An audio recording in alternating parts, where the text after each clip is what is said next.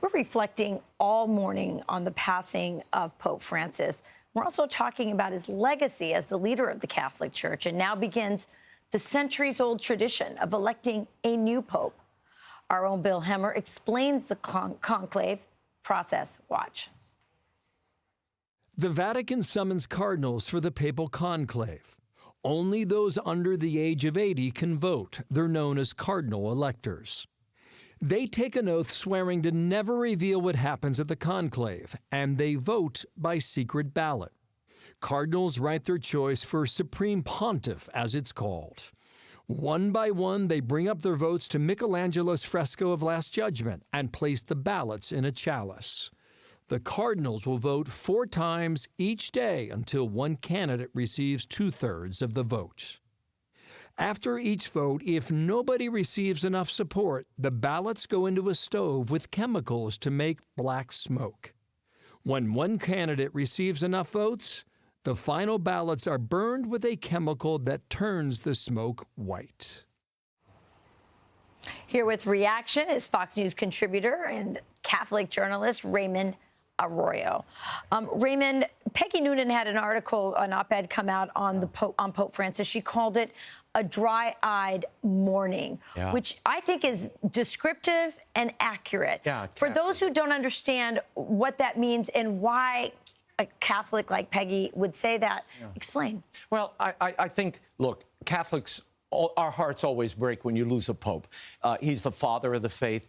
But in the case of Pope Francis, though we love the external visage of him going out to the peripheries, going out to people who perhaps felt estranged from the church, at the same time, inside the faith, he could be pretty tough. He didn't like rigor. He didn't like the devotions and the traditions of the church. Threw a lot of those off, as you saw with the way he lived, the clothes he wore, the places even in the funeral. He went. Yeah, even the funeral. This was a pared-down funeral. Yeah, it was a very spare funeral and a kind of do-it-yourself, which is how he ran the papacy. And inside the church, though he's loved, there is also a sadness at what happened in the chaos and the lack of clarity that's in the church, which is why you see so many cardinals now. Cardinal Dolan, Cardinal Mueller from Germany, all saying, almost, not coordinated, we need someone who will reinforce the tradition. We need a pope who will restate what the gospel demands of us and take it in a vibrant way to the world. That's what's needed now. Yeah. And I think that's right. Yeah, I mean, we definitely felt it here in the American Catholic Church. It's interesting to see how was his legacy across the globe, and what is the expectation moving forward into the conclave? How does the legacy of Pope Francis, how is that going to reflect on who the next one is? Because you see so much vibrancy from the African church, which is much more traditional, much more conservative. Right. Well, look, the church is going to be looking for where are those vibrant hotspots.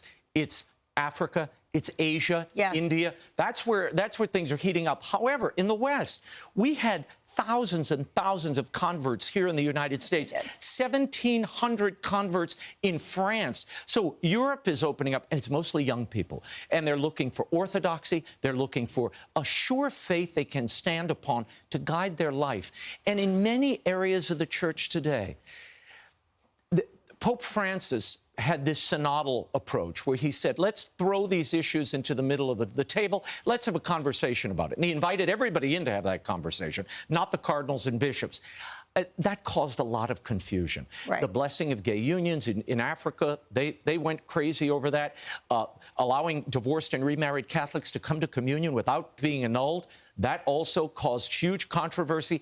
Those controversies need to be settled, and we need a clear path, and there's nothing wrong with devotion. It was interesting. He allowed for outside voices. He wanted to bring more people into the faith, and yet he banned the Latin Mass, which hurt so many cradle Catholics, people who were attracted to Catholicism because of those rituals and traditions and the beautiful liturgy. But, there's an old saying, after a fat pope comes a thin pope, okay? And what that means is you can do whatever you want in your papacy, but there's something after you, and you no doubt will affect the next pope. And my guess is the next pope will cure that ban on the Latin Mass. Even with how many liberal cardinals have been put into place by Pope Francis? You're presuming they're liberal because he did appoint 108 of the 133 electors. That's a lot. However, he did it in the same messy, haphazard way that he conducted other parts of the papacy and the reform of the Vatican bureaucracy. It was not with precision. He doesn't really know these men. Yes, they came from far-flung parts of the world, but they don't necessarily ideologically agree with him. They're not carbon copies. I think he called himself, he often referred to the God of surprises.